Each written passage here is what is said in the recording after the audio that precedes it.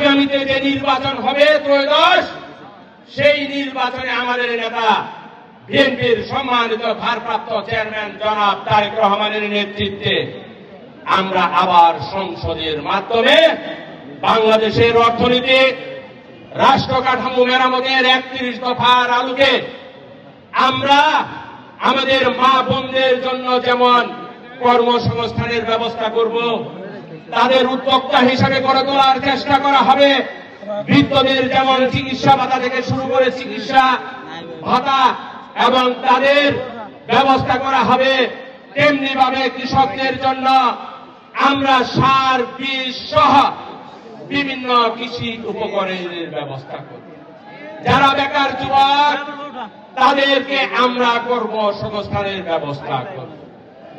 আমরা ছাত্রদেরকে মেধার ভিত্তিতে কর্মসংস্থানের ব্যবস্থা করব। আমরা যারা মিডিয়ার ভাই আছেন তাদেরকে মিডিয়া কমিশনের মাধ্যমে তাদের কাজের স্বচ্ছতা এবং জীবন মান উন্নয়নের আমরা ব্যবস্থা করব।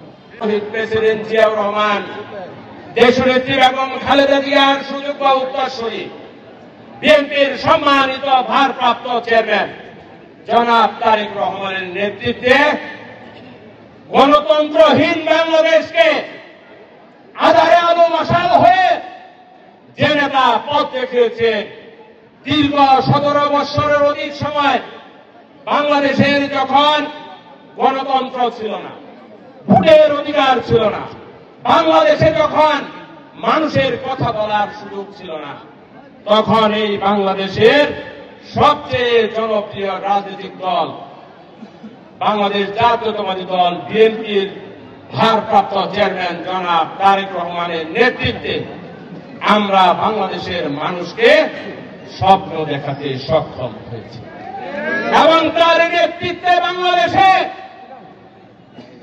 5ই আগস্ট ছাত্র জনতার বিপ্লবের মাধ্যমে, অভ্যুত্থানের মাধ্যমে আমরা পতিত স্বৈরাচার সরকারের পতন ঘটিয়েছি।